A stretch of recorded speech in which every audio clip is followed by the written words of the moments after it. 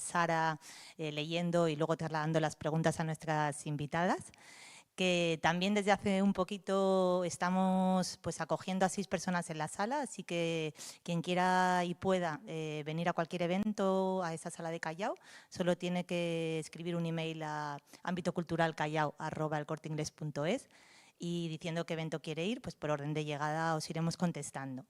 Y nada, hoy estamos en un episodio más del ciclo Mirar con ellas y con ellos, un ciclo que coordina Sara Fernández Moya, bienvenida, muchísimas gracias, Sara, Gracias. en el que damos voz pues, a artistas, fotógrafas, artistas plásticas, en un primer momento pues, fueron hombres, mujeres, y hoy tenemos una invitada muy especial, muchísimas gracias Marisa González por estar con nosotros. Gracias a vosotros. Y nada, ya sin más, pues Sara va a hablar con Marisa durante pues casi una hora para que nos cuente su experiencia. Muchísimas gracias. Bueno, pues a pesar de este comienzo de año tan apocalíptico, continuamos con nuestro ciclo Mirar con ellas y, como siempre, muchísimas gracias a Ámbito Cultural, a nuestros anfitriones, especialmente a Pita Sopena, Gervasio Posadas y a todos vosotros que estáis del otro lado. Y bueno, muchísimas gracias a Marisa González por aceptar nuestra invitación. Me apetece muchísimo charlar contigo. Bienvenida. Muchas gracias a vosotros por invitarme. Y Encantada. Marisa es una veterana del mundo del arte, ¿eh? La conocéis todos y tiene muchísimas cosas que contarnos. Es una creadora multidisciplinar que a lo largo de sus más de 40 años de trayectoria ha ido conformando su ideario en torno al compromiso feminista, a las desigualdades sociales, la arqueología industrial, pero también la ecología y la música. Y todo ello, además, vertebrado siempre por la experimentación en las tecnologías de la reproducción, que de todo eso nos hablará Marisa en un momentito.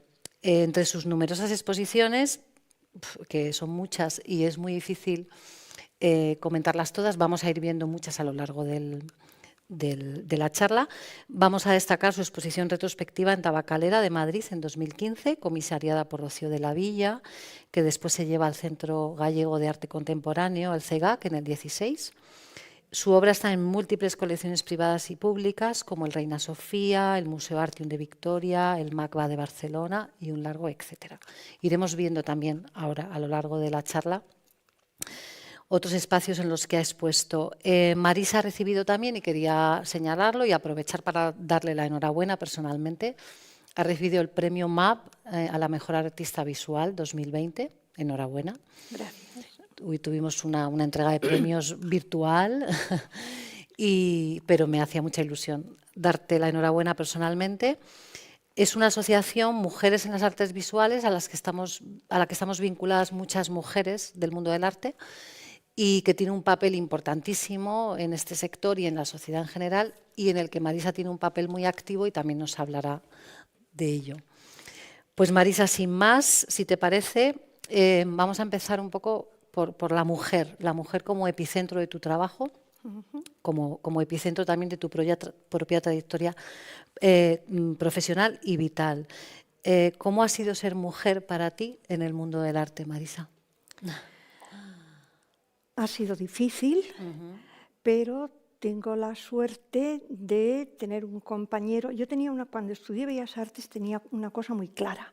Yo no me quiero enamorar de un colega, porque sé que voy a terminar yo limpiándole los pinceles y él el gran artista, y yo dando clases en un instituto para que él sea el genio. Entonces, eso lo tenía clarísimo y, por suerte, pues encontré un hombre maravilloso con el que llevo ya, este año hacemos 50 años. Fíjate, de pareja. Impresionante. Es impresionante, es un hombre culto y, bueno, pues que me ha aguantado y secundado en muchas ocasiones, de forma que había un libro en aquellos años, recuerdo, de Enrique Gil Calvo que se llamaba Mujer cuarteada. Yo siempre he dicho que he sido cuarteada, fragmentada, profesional a medias, madre a medias, esposa a medias, o sea, con todo he querido ser al 100%, pero era imposible. Entonces, cuando una de las facetas se desequilibraba y te dabas cuenta que se descompensaba, bueno, pues intentabas volver a equilibrarla. Entonces, en ese juego y en ese equilibrio, así ha transcurrido toda mi vida profesional. He sido activista desde la Escuela de Bellas Artes, que fui delegada de toda la escuela. Yo tenía un 2 caballos y en mi 2 caballos íbamos por toda España a las 4 escuelas de Bellas Artes a movilizar a los alumnos. Hay que reivindicar una enseñanza mejor. Estos profesores academicistas decimonónicos, no es posible que nos den... Era el mayo del 68. Entonces, París estaba en la revolución y nosotros, la pequeña revolución nuestra, en Madrid. Así que con esa trayectoria, después he pertenecido a la Asociación de Artistas en diferentes épocas, en la Junta Directiva del Círculo de Bellas Artes, en la primera Junta Directiva. Bueno, ha habido 4 hitos en mi carrera en cuanto a participación en la modernización de nuestro país a nivel cultural. En el primero fue en el primer arco 82. El segundo en la primera junta directiva del Círculo de Bellas Artes, la Junta de la Transformación. Antes el Círculo había sido un casino y gracias a, bueno, cuando entraron los socialistas nos pidieron ayuda a la Asociación de Artistas para qué podíamos hacer con el Círculo de Bellas Artes. Entonces tomamos el Círculo y formamos una junta directiva multicultural, quiero decir, no solo artistas plásticos, músicos, literatura, todas las artes, teatro, todas las áreas del arte. Y después la primera exposición inaugural del Museo Reina Sofía, que se llamó Procesos, Cultura y Nuevas Tecnologías. Allí fui comisaria de 3 áreas. Y la última en el primer Foto España 98. Entonces, cada vez que había una movilización o un evento, modernización del país, ahí estaba yo intentando poner mi granito de arena a contribuir en ese cambio social. Fantástico. Bueno, nos ha hecho un resumen impecable. Pues ahora, si te parece, vamos a ver ya las primeras imágenes de la serie de La Negrona, que es la que hemos seleccionado para la invitación, que es una serie muy representativa, que a mí personalmente además me gustaba mucho. Es una serie de la que nos vas a hablar ahora. ¿Qué representa para ti esta mujer negra, Marisa? Si no me equivoco, es una imagen que procede de un periódico de Chicago, ¿no? De los años 70, que es además donde arrancas tú en ese momento en Washington, ¿no? A trabajar, a estudiar allí y demás, ¿no? Claro, yo aprendí una cosa en Bellas Artes. ¿Qué es lo que no quiero hacer?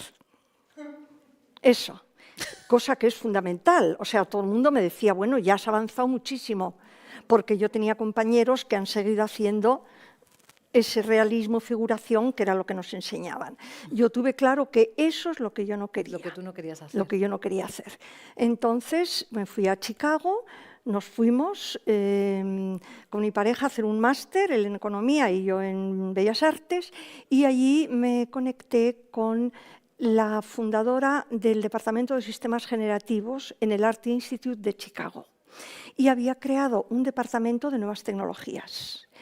Y yo, cuando allí se podía, en aquel momento, creo que ahora en España también, elegir los créditos, elegir las asignaturas.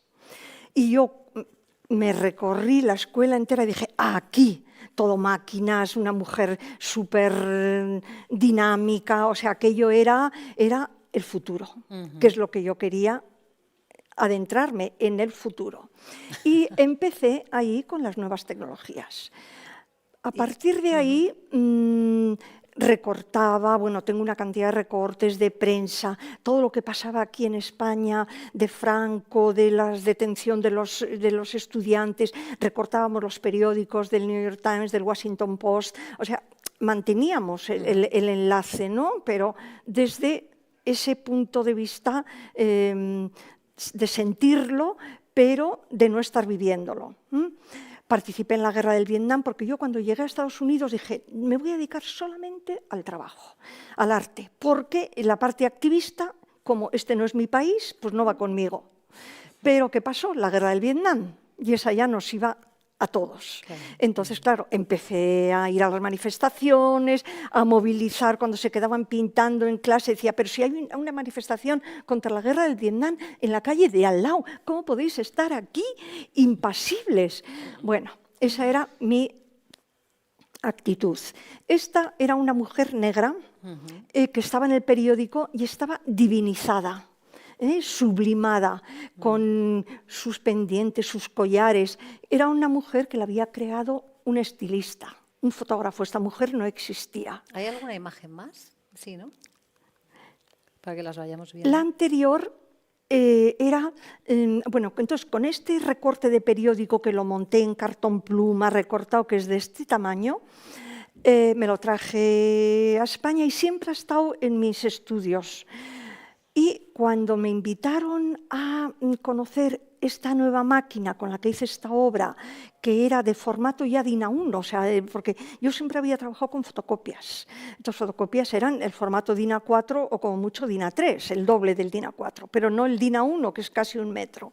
Entonces, cuando me invitaron a experimentar aquí ya en Madrid con esta máquina, dije, qué tema, me voy a llevar la Negrona. Entonces, esta. La veis entera, sublime. ¿Qué sucede? Que crea falsos mitos, falsos deseos. El hombre que desea una mujer como esta, la mujer desea ser como esta, pero en el fondo no puede ser porque es producto del estilista. Empezando ya por ahí, con esa lectura de falsos objetivos o falsas expectativas, esa es la palabra. Entonces, construí con esta mujer las 4 etapas, le llamaba miradas en el tiempo, las 4 etapas de la vida de una mujer. La primera etapa, deseos, cuando estaba estudiando Bellas Artes, me voy a comer el mundo, voy a transformar el mundo, voy a modernizar el mundo. Y bueno, pues te quedas que eso es fundamental, tener eso. O sea, el que no tiene eso cuando es estudiante, esa savia, esa efervescencia, esas ansias de mejorar uno individual y mejorar la sociedad. Entonces, con ese afán hice esta primera parte que se llamaba Deseos, la mujer sublime. La segunda era Vértigo de identidad, que es esta. Vértigo de identidad. Ya terminas Bellas Artes, ¿qué voy a hacer? ¿Cómo enfoco mi carrera? No soy nadie en el fondo. Bueno, pues todas estas reflexiones que nos hacen crecer y crear nuestra propia identidad. La tercera, que ya la hemos visto, la anterior, territorios. Lo que decíamos, mujer cuarteada. Estoy cuarteada, pero la cara, la dignidad, la mantengo. Entonces, la serie esta es muy amplia, tenía muchas imágenes de mujer cuarteada, fragmentada, pero sin perder esa dignidad. Y la cuarta era silencios. Yo la enfocaba para después de los 60. ¿Qué pasa? Que llegaron los 60 y claro, la hice muy... Casi no se movía, en colores tenues, un poco lejana, un poco nebulosa, porque a partir de los 60 es verdad que la mujer ya pierde voz, pierde visibilidad, pierde credibilidad y pierde presencia.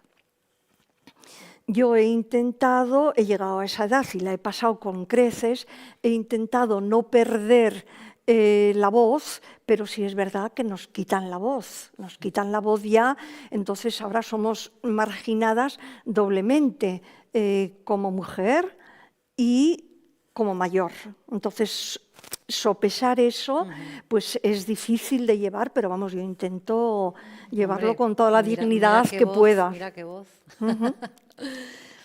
Pues si te parece ahora vamos a seguir un poco con esta misma línea, ¿no?, de tu compromiso feminista que viene de muy lejos, como estás explicando, de los años 70, y vamos a ver algunas imágenes de la descarga que es un trabajo tuyo, ¿no? De una serie de fotos en blanco y negro, en la que participaron mujeres artistas para representar todo el tema de la violencia, ¿no?, sobre las mujeres en las dictaduras, ¿no, Marisa? Sí. Cuéntanos un poquito. Sí, cuando Este después de trabajo. Chicago, que allí hice mi primer trabajo sobre la violación, lo hice en Chicago con una muñeca que me encontré en un vertedero y allí mismo en el vertedero la representé violada, desgarrada, la muñeca. Entonces mi primer trabajo de la violación data ya del 71 o 72. Después ya el 75 nos fuimos a Washington y ahí entré en la Corcoran School of Art, que era una escuela de arte especializada ya, y una de las profesoras era la artista feminista Mary Beth Edelson. Y ella era una feminista radical, todos sus trabajos eran performativos, participativos, entonces le ayudábamos las estudiantes, las que estábamos más comprometidas, las ayudábamos. Y yo recibí una noticia, leí una noticia en un periódico americano que decía que las mujeres en Chile, las torturas que sufrían bajo la dictadura chilena, pero torturas espantosas, y lo habían ya denunciado en Naciones Unidas, etc. Entonces yo, basando en ese artículo, yo se lo leía a mis compañeras de estudios y aquí la profesora es la verde-azul y la siguiente de arriba, que está así. Entonces a mis compañeras les leía la noticia y ellas decían: Estados Unidos es una democracia, con nosotros no va. Y yo, perdona, Estados Unidos está ayudando a estos países a que la dictadura se asiente, pero no querían reconocerlo. Entonces yo les hacía vivir, digo, mirad esta noticia, son falsas noticias para desprestigiar a Estados Unidos. Bueno, pues estas lecturas que las conocemos ya por desgracia. Entonces les hice representar, digo, pensad qué os está pasando a vosotros. A ti, a tu hermana, a tu madre, a tu hija, ¿cómo lo vivirías? ¿Cómo lo estás representando? Entonces, con esas caras de susto, entre rejas, y hice una secuencia, varias secuencias performativas. Yo trabajaba con ellas y las iba haciendo fotos y fotos en diferentes posturas y creé unas series amplísimas que las puse allí en Washington, en una sala, en el DuPont Center, y bueno, era mi primer trabajo feminista, comprometido y radical y absoluto. En España yo no había sido feminista porque bastante teníamos con luchar contra Franco, contra la enseñanza de Bellas Artes, que era decimonónica. Entonces ya los derechos de la mujer ya ni se nos planteaba, ¿no?, porque era el derecho del ser humano global. Entonces ahora, cuando ya el ser humano global ha adquirido unos derechos, nos damos cuenta que la mujer no lo tenemos igual que él, que ganamos menos sueldo, que los trabajos son inferiores. Entonces ahí ya empieza esto comparativo, ¿no? La situación comparativa. Entonces, claro, ya queda ya feminista, rotunda y radical, claro. He sido vicepresidenta de la Asociación Mujeres en las Artes Visuales 6 años. ¿Para qué? Para luchar por la igualdad en el arte. Solo el 6% de las mujeres, de artistas mujeres, estamos en los museos. Pero es que el libro de Gombrich, con el que hemos estudiado la carrera, hombres y mujeres todos, en historia del arte, en bellas artes. Pero es que mi ayudante me contaba que estudió hace 5 años, 3 años, y estudiaban con el Gombrich. En ese libro no hay una sola mujer en toda la historia del arte. Es impresionante. Entonces, la artista María Jimeno tiene una performance maravillosa que la hizo en el Museo del Prado. Y asistimos, entonces, con un cuchillo de cocina, de mujer, de cocina grande, cortaba el libro de Gombrich por cada capítulo donde tenía que haber estado una mujer. y la metía, lo maquetaba igual que el libro y la insertaba. Qué bueno. Y el libro, de ser así, pasaba a ser así cuando terminaba la performance. Entonces, es una de las performances más importantes y más feministas que se conoce. La ha pasado ahora en Inglaterra, bueno, la están invitando porque es definitiva. Definitiva. En ese sentido, hablando de eso, de reconocer las genealogías y de insertarse en ellas, ¿qué nos puedes contar de invitadas en el Museo del Prado? Bueno. Bueno, ¿qué nos puedes brevemente, porque nos queda todavía mucho y en fin, no nos da tiempo. Invitadas, primero, el título es espantoso. ¿Por qué invitadas en el Museo del Prado? No es nuestra casa, la pagamos con nuestros impuestos, el Museo del Prado. Entonces, bueno, no estamos invitadas. Eso para empezar. Para empezar. Entonces fui a la inauguración, veo la exposición y digo, pero bueno, ¿y dónde están las mujeres? No, eran cuadros de hombres pintando mujeres desnudas, casi siempre. Había poquísima obra de mujeres, poquísima.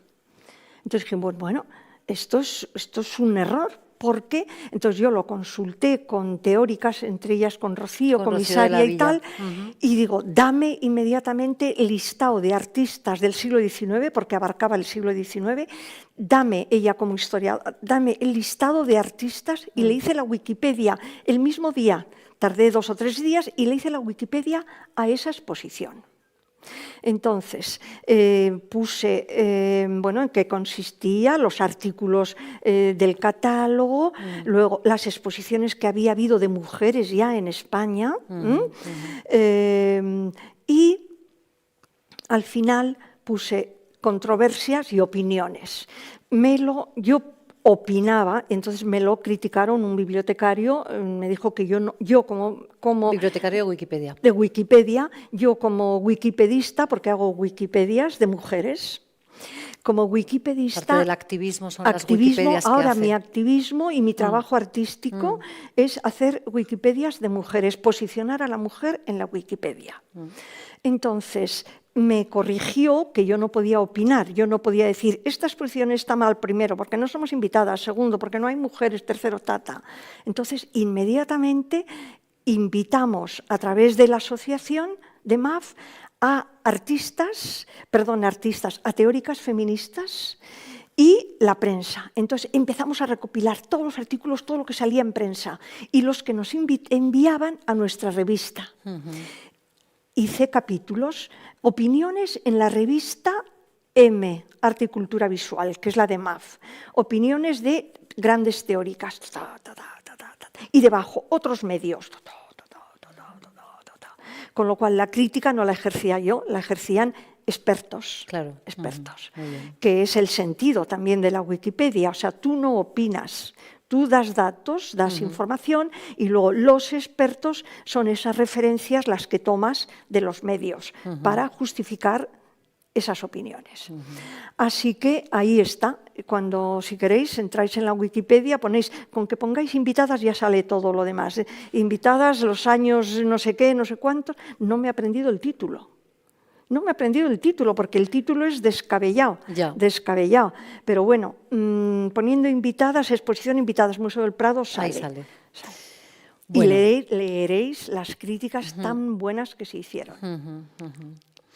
Bueno, vamos ahora con otro vector, vinculado siempre a todo lo que estamos hablando, pero vamos a hacer un poquito más de hincapié en que Marisa es pionera en la aplicación de técnicas de reproducción, que ya nos has contado un poquito, pero ahora vamos a ver imágenes de una exposición que es titulada Amor y Memoria, Metáforas del Pasado. Es una exposición que, si no me equivoco, se inaugura en la Galería Freijo en el 2019, pero es un trabajo tuyo anterior de los 90, un poco son retratos de todo el universo, de todo el universo del mundo del arte y de la literatura, ¿no? De todos compañeros tuyos de viaje, entre los que vamos a ver, ella, si no me equivoco, es Lola Dopico. Vamos a ver también a Soledad Lorenzo. No, este es un autorretrato. Este eres tú. Aquí está Soledad Lorenzo. Vamos a ver a Fontcuberta. A ver si aparece Fontcuberta. Aquí está Fontcuberta. Y también tenemos a Carmen Rico Godoy, si no me equivoco, ¿no? Sí, esta es Carmen Rico Godoy. Entonces, esta es una exposición, ¿no? Que justamente además tú realizas, ¿no? Con un sistema así muy sofisticado. Cuéntanos un poquito cómo la has realizado y esta serie de retratos que es una joya, ¿no? El equipo informático con el que lo hice fue el mismo equipo con el que se inauguró el Reina Sofía en la exposición de procesos. Que, del 85, del ¿no? 86, 86. Que lo trajo mi profesora Sonia Sheridan, porque la invité a participar en la exposición de procesos. Hay una anécdota muy bonita. Cuando nos llamaron del Ministerio de Cultura para que hiciéramos la exposición, cada uno en su materia construía, comisariada un área, y uno de los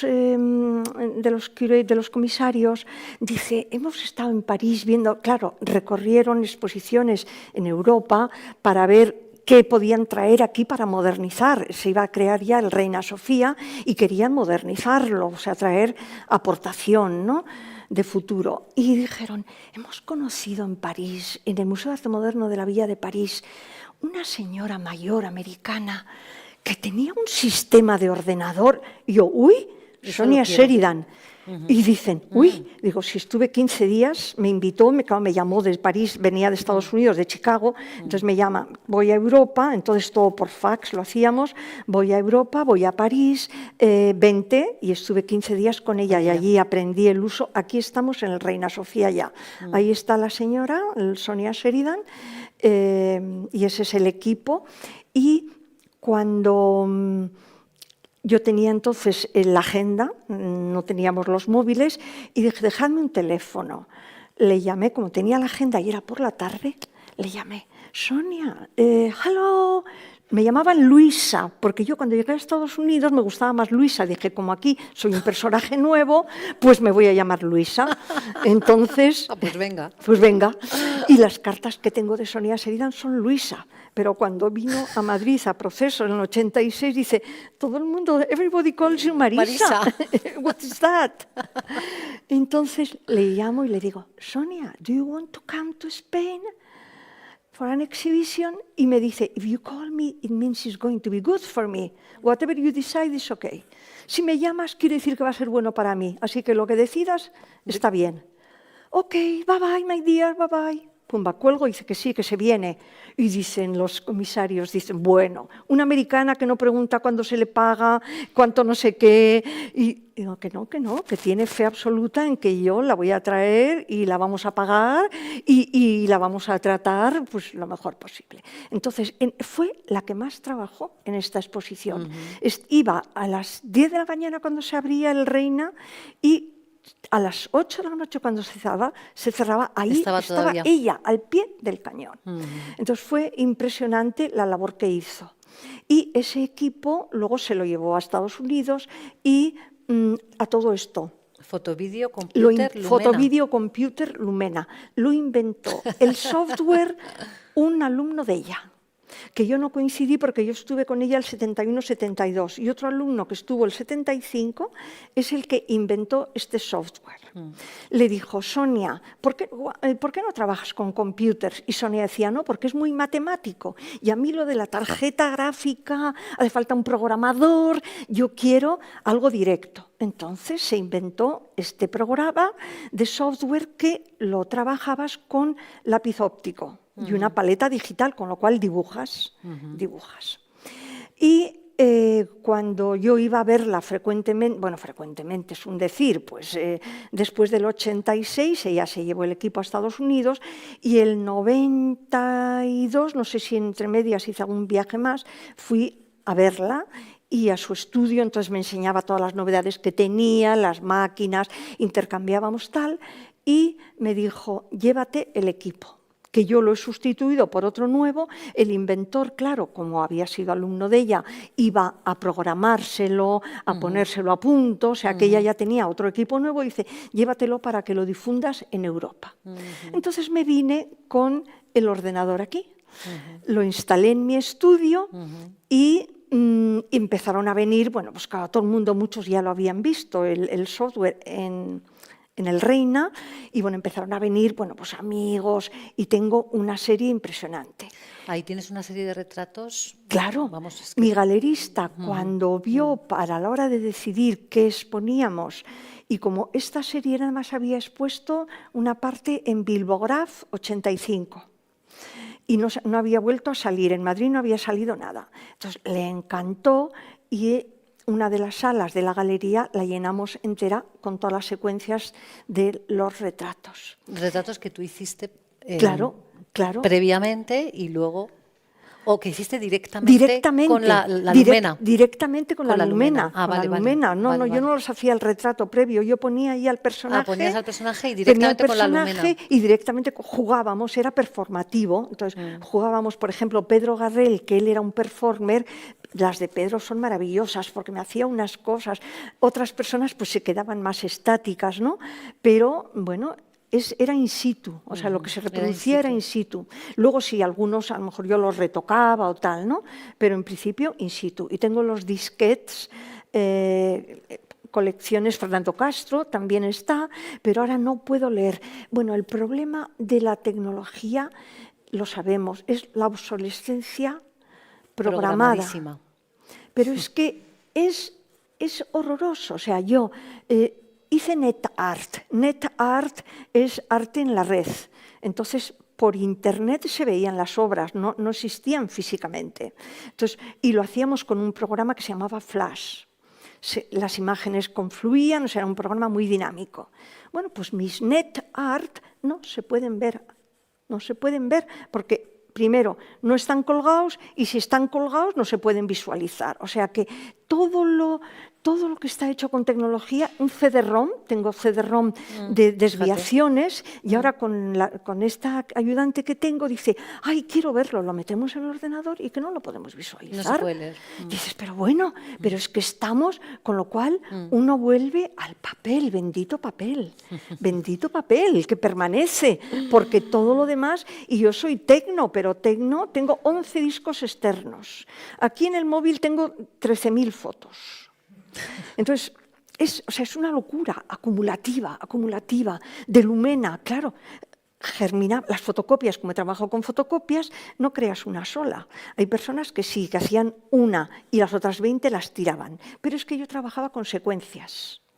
Me inventé la secuencia para no tirar ninguna o tirar pocas.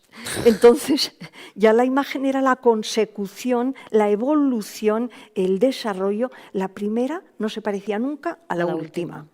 Y esa secuencia me gustaba mostrarla. Y así he construido casi todo mi trabajo, a base de secuencias. Y me dicen algunos, todo eso era por no tirar ninguna imagen. Pero bueno, encontré la justificación para una selección, porque tampoco podíamos meter todas, pero una selección por lo menos podía salir. Podía ser. Muy bien. Bueno, pues ahora vamos también a saltar un poco a otra de las líneas, ¿no? A todo el tema del mundo de las fábricas, ¿eh? Marisa, que también es un tema en el que además estás trabajando hoy todavía, ¿no? O sea, está en proceso, ¿no? Y en ese sentido, ¿qué te interesa investigar en la exploración del desmantelamiento, ¿no? de las fábricas, ¿no? de la destrucción de las fábricas? Claro. Creo que podemos ver también algunas imágenes de este... Hay otra... Estos son imágenes de Tabacalera, ¿verdad? No, estas son de... Sí, es Tabacalera, de la de violencia mujer, de las Pero fotos... Tabacalera, claro, es de violencia. Está en Tabacalera, sí. Claro. Esta era una compañera de estudios, cuando les hacía las fotos de violencia, esta trabajaba con máscaras. Y máscaras preciosas, diversas, porque ella decía, yo me siento negra en el mundo de los blancos, estaba en la escuela de arte conmigo, que éramos todos blancos, dice, aquí yo soy una negra porque tenía labios afro y pelo rizado y nariz chata, pero la piel blanca. Decía, soy blanca entre los negros y negra entre los blancos. Entonces, esa falta de identidad la manifestaba con las máscaras. Entonces, hicimos un trabajo performativo de hacerle fotos a ella con sus diferentes máscaras. Esto fue en Tabacalera. Sí. Y en Tabacalera hay también... Una estación fax. Sí. Esta estación fax la hice primero, la hacíamos, ya trabajamos con faxes con Sonia Sheridan, que me acuerdo que me decía, manda un fax a España, y en España, ¿quién tiene fax? Decía, Franco tendrá. Digo, sí, hombre, para mandar un fax a Franco. Con lo cual, ya me traje algunos faxes que había hecho allí, y aquí en España, en cuanto llegó el fax, empecé a trabajar con el fax. Y lo empecé en el Círculo de Bellas Artes. Esta instalación está hecha, la foto, en Tabacalera. En Tabacalera, en pero 2000. donde la empecé fue en el Círculo de Bellas Artes, en el Salón de Baile. Hicimos una convocatoria para que a artistas y al mundo en general, bueno, al mundo en general, a contactos que yo tenía en Estados Unidos, en Alemania, en Francia, que nos mandaran imágenes sobre la crisis de la cultura. Y me mandaban las imágenes y las íbamos poniendo como en ¿Eso círculo. en qué año fue? ¿Perdón? ¿En qué año fue? 92. La crisis de la cultura viene de... Podríamos hacer otra performance de ese tipo, ¿no? Claro, y le pusimos espacio receptor y espacio transmisor. Y en la sala, aquí a un ladito, había un fax también.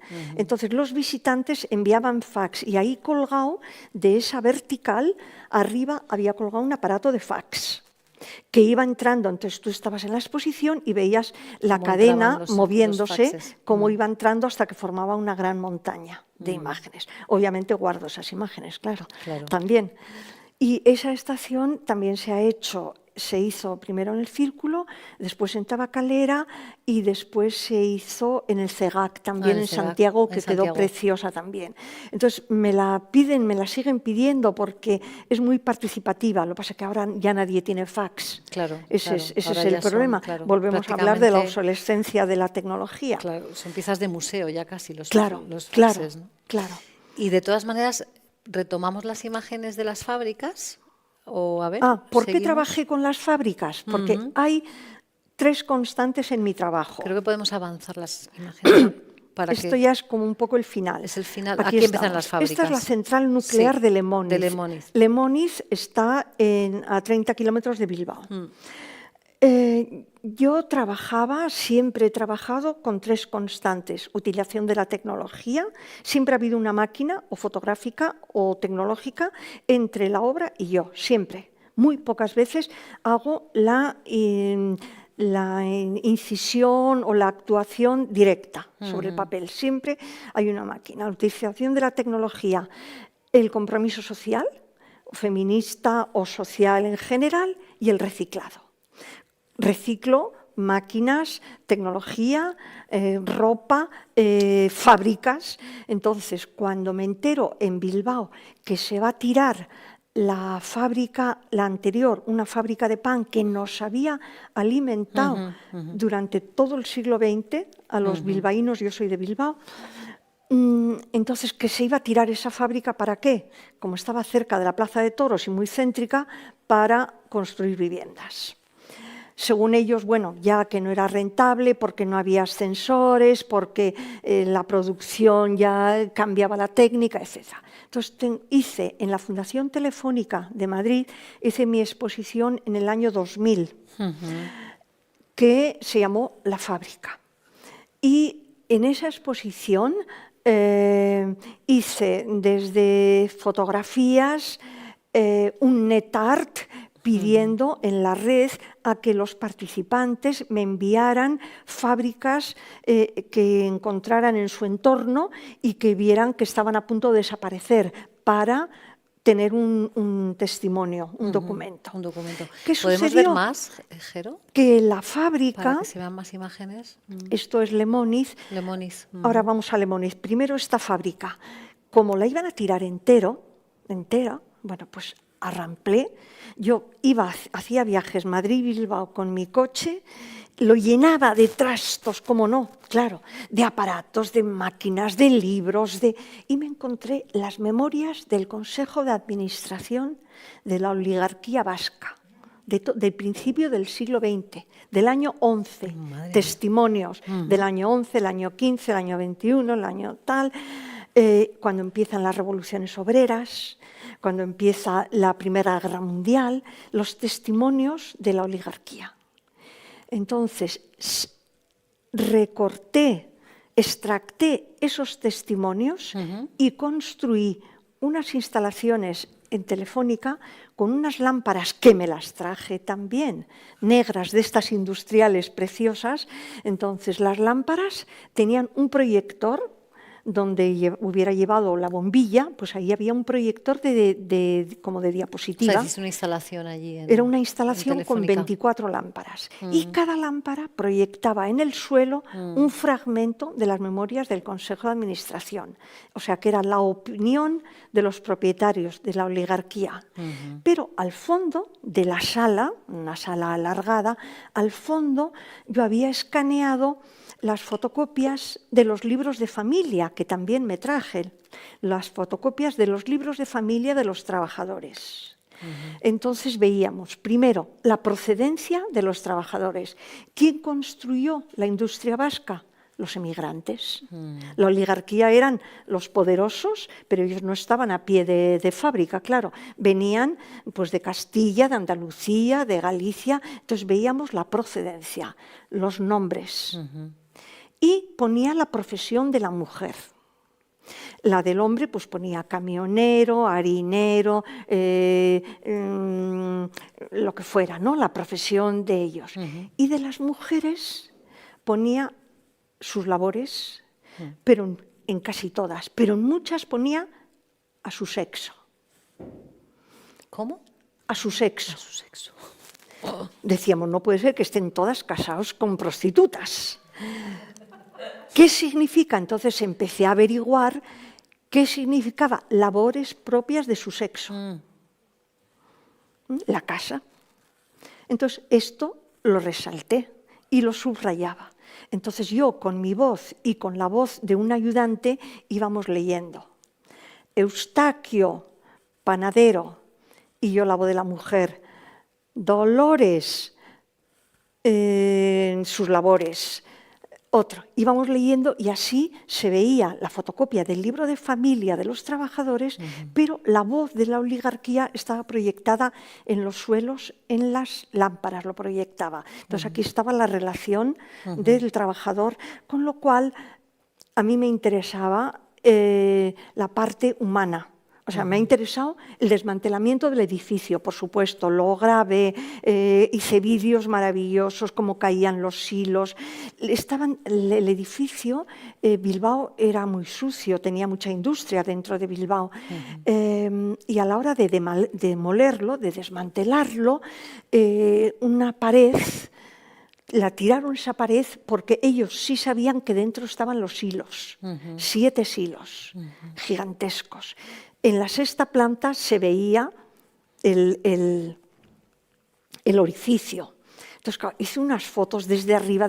¿Qué sucedió? Que esos silos estaban blancos. Ahí recopilé toda esa información. ¿Qué sucedió?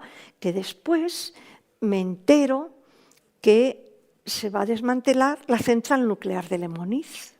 La central nuclear de Lemoniz estuvo parada en los años 80 porque se unieron los ecologistas y la ETA, se unieron en contra de que se creara una central nuclear.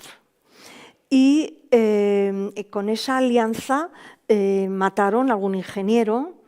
O sea, hubo asesinatos, hubo manifestaciones, o sea, no se podía mantener la situación, con lo cual la paralizaron. Se paralizaron a ver qué perspectivas había, a ver cómo transcurría, y al final era de Iberdrola y decidieron ya que no se podía poner. Estaba hecha a prueba de terremotos, a prueba de bombas, o sea, los muros eran de un grosor, lo habían hecho con las medidas de seguridad y estaba al lado del mar, porque necesitaba el agua para refrigerarse.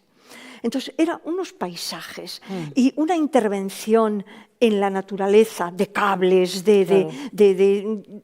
con lo cual los ecologistas tenían razón, es que como funcione esto ya no hay carreteras estrechas, no, tendrán que hacer autopistas para que vengan a la central. Entonces es verdad que se iba a transformar ese entorno a la orilla del mar y lo pararon. Entonces hice lo mismo que con la otra, empecé a traerme, me hacía los viajes y me traía el coche lleno de trastos. Yo dormía en casa de mi hermano, pijo y no sé qué. Salía por la mañana y volvía por la noche. El portero me miraba, bueno, sucia de barro, de bolsas, y los operarios, cuando estaban destruyéndola en los sótanos, en la planta -6, o sea, andando bajábamos, porque allí, claro, ya no funcionaban ni ascensores ni nada. A la hora de comer, yo me llevaba el bocadillo, subíamos al aire libre y me decían: no entiendo cómo usted está aquí voluntariamente. Claro. Porque yo estoy en este infierno, Claro. estaban con los sopletes, Claro. saliendo fuego, estoy en este infierno porque me estoy ganando la vida. Claro. Pero usted lo está haciendo voluntariamente. Voluntariamente. Y encima me veían que disfrutaba como loca, claro. Y me traje lo mismo de nuevo. Tengo 2 trasteros aquí en Madrid. O sea, mi estudio está lleno, por supuesto. Está que no cabe, pero es que tengo 2 trasteros. En uno las 24 lámparas, como no. Mi galerista lo ha ofrecido a algún coleccionista, a ver si le dais salida. A ver si le damos salida. Y al final lo que hizo el artista Frances Torres fue donar al MACBA todos sus trastos, todo, lo donó al MACBA, sin archivar.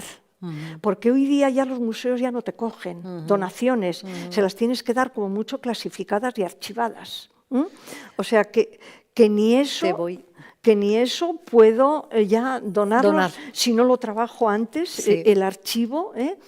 Y de la central nuclear mantuve contactos, bueno, me siguen pidiendo artículos de otras centrales nucleares, información, o sea que allí al final ha sido un hito. Y de tesis doctorales, que me he enterado, que he visto en la web, porque en mi web las he puesto, las fotos, que tienes fotos de Lemoni, que tienes fotos. Yo quiero ir a tu estudio, quiero, y me ves suministrando información, los planos. Planos, Marisa, me traje como 100 planos, me traje de la central nuclear.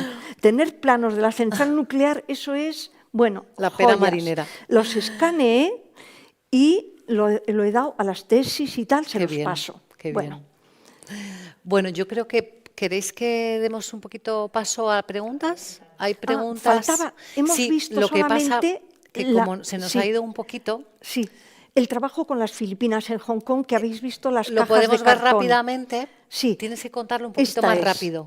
Vale. Que es un poquito ya retomando el comienzo de tu compromiso feminista. Del compromiso feminista. Poscolonial. El compromiso poscolonial. En un viaje con mi pareja, vamos en Hong Kong. Y un domingo nos encontramos miles de mujeres filipinas, miles, 100.000, 200.000, no están todas censadas, por las calles, con las bolsas. ¿Vamos viendo fotos? Sí. Ocupando, aquí está a la boca del metro, ocupando los espacios públicos. Entonces, es una invasión. Fijaros, este es el banco HSBC de Norman Foster, lleno de mujeres. Hacían aquí su vida de domingo, su convivencia, su propio ocio. Comían, jugaban a las cartas, cantaban, bailaban, eran su expansión, porque estaban trabajando internas. ¿Veis las casitas que se construían de cartón para delimitar su territorio, para no estar al lado de la vecina? Algunas están durmiendo, otras jugando a las cartas. Y en esto, mirad, estos son los carteles que había en la ciudad de Hong Kong, perdón, en Manila. En Manila había estos carteles buscando trabajadoras de Hong Kong para ir a Hong Kong. Y decían, mínimo, máximo de peso 60, de altura mínimo 1,55, de edad no sé cuánto, preferiblemente universitarias, para trabajar en el servicio doméstico, porque trabajaban en el servicio doméstico. ¿Qué pasaba? Que ganaban 3 veces más que en su país trabajando con su cualificación profesional. Entonces tengo unos testimonios. Entonces volví al año siguiente. O sea, mi hija, que es arquitecta, me decía, madre, tienes aquí, esto esto es un filón sociológico, urbanístico, de todos, visto bajo todos los puntos de vista. Entonces, al año siguiente fuimos a Manila para ver de dónde salían, cómo vivían y entrevistar a los familiares. Entrevisté a una hermana, a una hija, a un hijo, y me contaron, mi madre se fue a Hong Kong y estuvo toda su vida laboral. Y venía cada 2 años. Y cuando venía, le decía, tú no eres mi madre, mi mamá está en Hong Kong. A pesar de los regalos que le mandaban, ahorraban todo para enviar el dinero a su familia y para enviarles las cajas, con cajas así de grandes, con objetos, muñecos, desde una tetera. Todo esto yo lo registré fotográficamente. Entonces, ese trabajo en Tabacalera construí las casitas de cartón con la ropa que ellas dejaban, el móvil, la ropa, las cartas, etcétera, como era su vida de un domingo sentadas en el suelo. Y en los testimonios decían, nos levantamos a las 7 de la mañana, nos pasamos el día trabajando, por eso cuando venimos aquí los domingos, lo único que queremos hacer es descansar, estar sentadas. Y descansar y hablar con las otras de tu pueblo, porque en el paisanas. Las paisanas. Y en el mismo edificio, si había otras trabajando en el servicio doméstico, no les dejaban las jefas, que casi siempre eran chinas, no les dejaban que hablaran con las otras, decían, ya hablaréis el domingo. La china, ¿qué dijo? ¿Qué pensaba? Yo, si voy a trabajar a una fábrica, me pagan 3 veces más de lo que le pago yo a esta de servicio doméstico, con lo cual tengo una que encima es culta, sabe inglés, me cuida, porque las filipinas tienen un inglés fantástico, la mayoría. Entonces, me habla con los hijos en inglés, me cuida a los ancianos, o sea, les hacían de todo. Bueno, esto es el trabajo de las Filipinas. Bueno, como veis, Marisa, con una energía impresionante. Perdona, me mandas cortar. No, perdóname que te corte. No. Porque así damos entrada, porque tenemos 10 minutines y seguramente hay alguna pregunta. Pues sí, encantada. Buenas tardes, Marisa. Bueno, tenemos un montón de preguntas y lo único que te pedimos es que las respondas con brevedad para que podamos hacer las máximas posibles. Lo intentaré. A ver, Marisa, bueno, por favor. Venga, Marisa, la primera es... Síntesis. ¿Crees que tu trabajo en la Wikipedia tiene que ver con tu trabajo creativo de algún modo? Total, sí. Lo enfoqué al principio para posicionar a las mujeres, pero ya lo estoy enfocando como un trabajo artístico, complementario a los otros trabajos. Incluso lo voy a imprimir porque se puede hacer un PDF y voy a hacer un libro con todas mis aportaciones. Ole. Eso. María desde Facebook pregunta, ¿cómo se define Marisa González? Uy, definirme yo a mí misma. Qué difícil, plural, multifacética, diversa y es que no sé, yo creo que nunca me han preguntado cómo me defino. Bueno, sí, buena persona. Cosa que no estaba nada de moda decir que eras buena persona, o sea, era lo más horroroso que se podía decir, por Dios, si hay que ser una bruja, hay que ser tal. Pues no. Yo quiero ser buena persona. Entonces, pongamos eso como definición.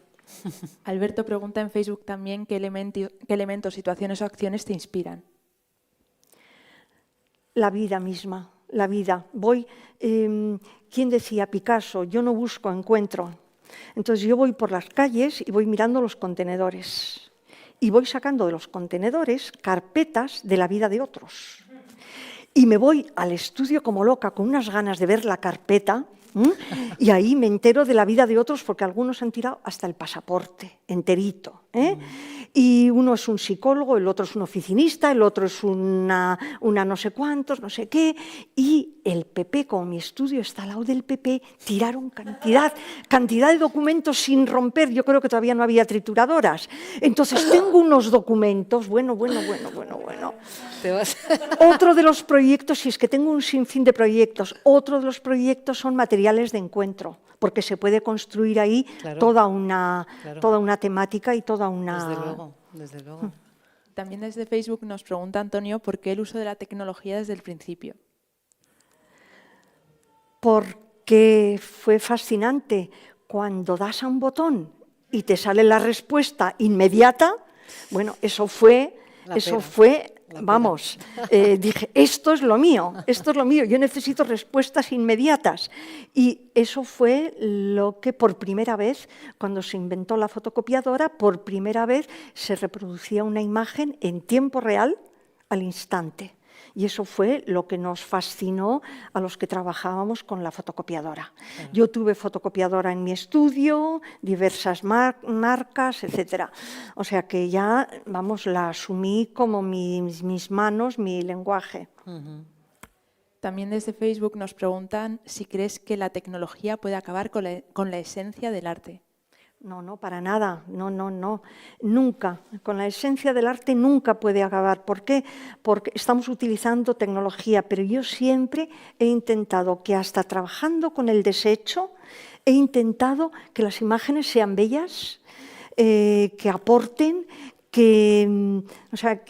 y que tengan un sentido estético, o sea, que cumplan unas funciones y un rigor del arte, y eso no se va a perder nunca. Utilicemos la herramienta que utilicemos. Los performance son su propio cuerpo, con lo cual el performer ya tiene ahí su instrumento en sí mismo, con lo cual el arte va teniendo sus propios recursos y cada artista utiliza el recurso que más le satisface o que mejor llega. Yo recuerdo cuando utilizaba la primera fotocopiadora a color, había artistas que decían, a mí no me gusta nada porque los grises los hace muy mal. Digo, es que yo sé que no le puedo pedir grises. Es igual que a los seres humanos. No le pidas a un ser humano lo que no te puede dar. Saca lo mejor de ese ser humano. Y pídele lo que sí te puede dar. Entonces yo con esa teoría de intentar sacar lo mejor de la máquina y sus cualidades, lo mismo del ser humano. Entonces, bueno, pues con eso nunca me frustraba la máquina, porque ya sabía por dónde no tenía que ir. Claro. Clara también nos pregunta cómo has vivido y estás viviendo la pandemia. Uy.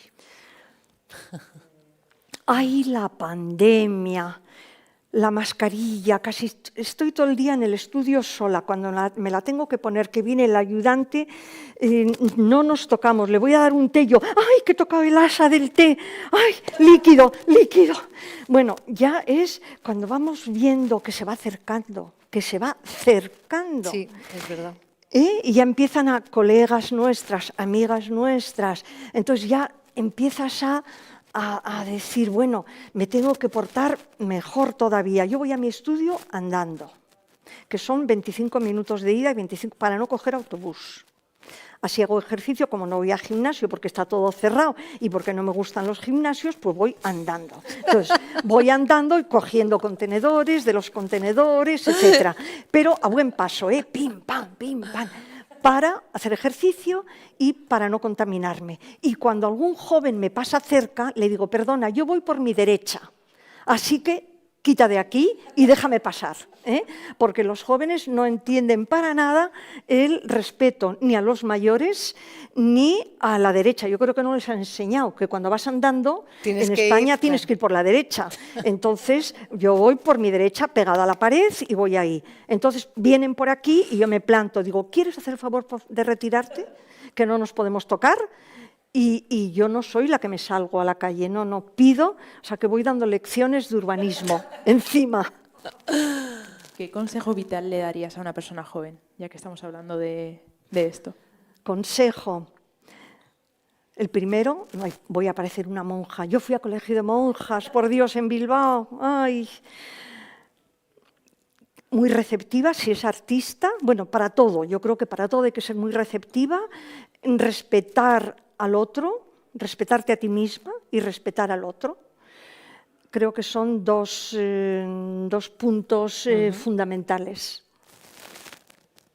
También nos preguntan cómo ves el mundo del arte actualmente, en cuanto a innovación y en cuanto a igualdad. Eso requiere otra hora, ¿no? Uy, en cuanto a igualdad, seguimos fatal.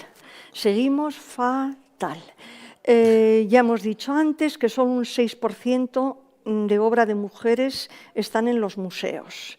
a la hora de organizar una conferencia, fijaros si desde nuestra asociación y luego la otra, la de la literatura clásicas y modernas, o sea, desde las asociaciones feministas, hemos hecho tal fuerza, tal hincapié y tantos testimonios que ya, ojo a visor, a las instituciones y a los museos les decimos: ojo a visor, te estamos vigilando.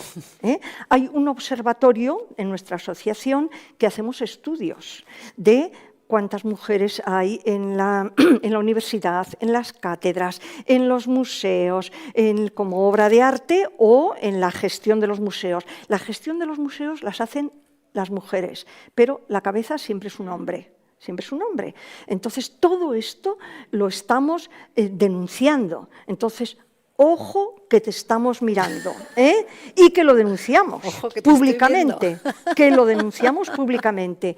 Entonces ya estamos observando que ya incluso en la prensa, el país empiezan a hablar ya de feminismo y feminismos, y bueno, lo del Me Too vino muy bien porque bueno, fue una movilización global, pero tenemos que seguir luchando. Y yo siempre digo, el día que haya igualdad, haya paridad, en derechos y en obligaciones, porque claro, dicen, vosotros venga a pedir derechos, digo, no, obligaciones, igual que las tuyas. El día que haya paridad, pues nuestras asociaciones feministas ya no tendrán sentido y nos dedicaremos a la labor social en general, no directamente a reivindicar el papel de la mujer.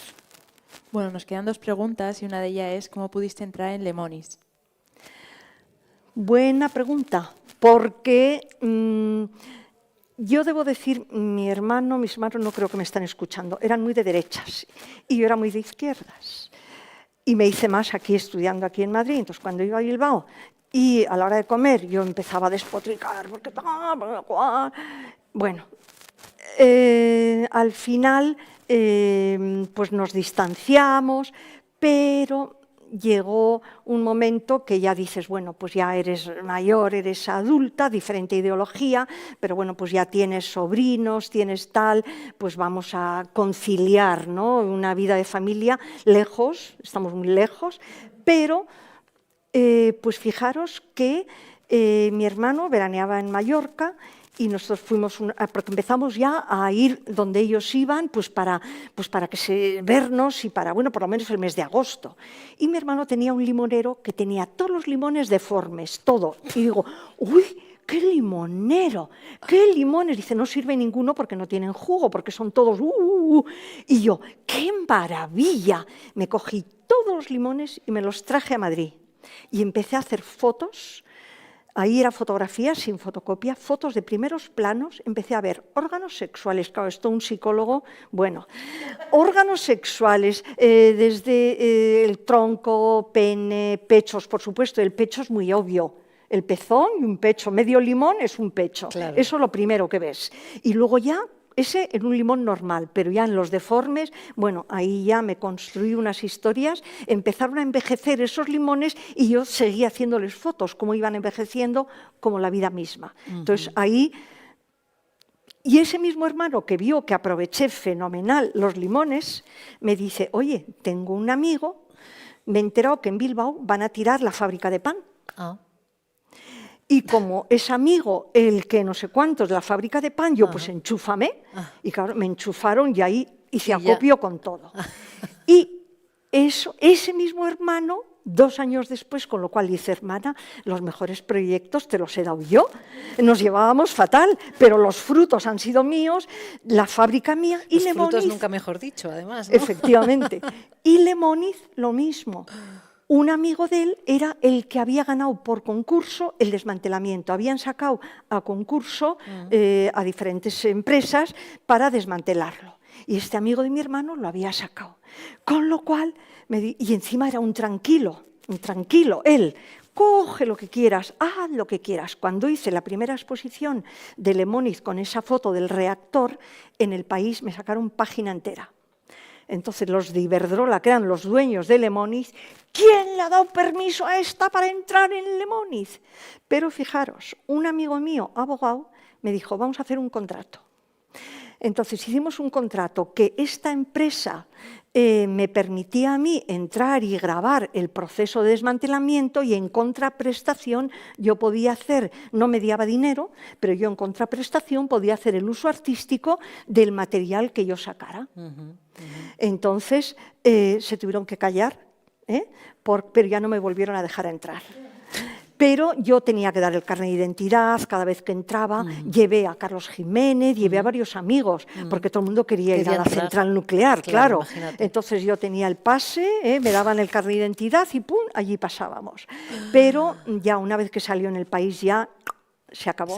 Pero yo ya había hecho acopio, bueno, ya es que no me cabían más, ni más artefactos, entonces he hecho instalaciones con los artefactos, relojes, medidores, pues podía tener 100, 500, me entraron a robar en uno de los trasteros. Eso te iba a decir, que y tienes dije, que tener trasteros, Marisa. Sí, y dije, menos mal, qué alivio, cuando me roban digo, qué alivio.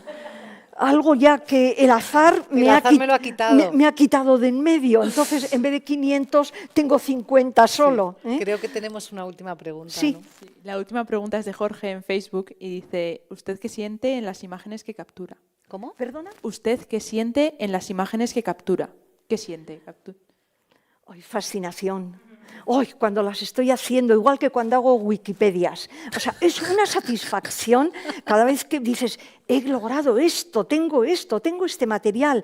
O sea, la satisfacción es lo que me enriquece en la vida.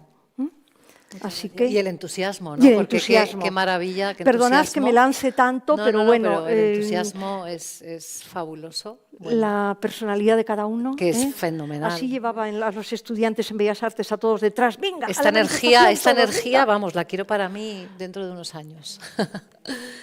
Bueno, millones de gracias, Marisa. Bueno, gracias a ti, verdad. gracias a vosotros, a todo el equipo, a las preguntas de los que han intervenido. Ha sido un placer y como va a estar grabada, claro. Pues ya tenemos otro testimonio más para acumular. Y nosotros continuamos el 11 de marzo con Soledad Sevilla. Justamente también en la Semana de la Mujer y bueno, pues de Soledad Sevilla tampoco hace falta presentación, así que seguiremos disfrutando con mirar con ellas y bueno, pues muchísimas gracias a todos y a todos los que estáis por ahí por el mundo. Gracias a todos. Chao.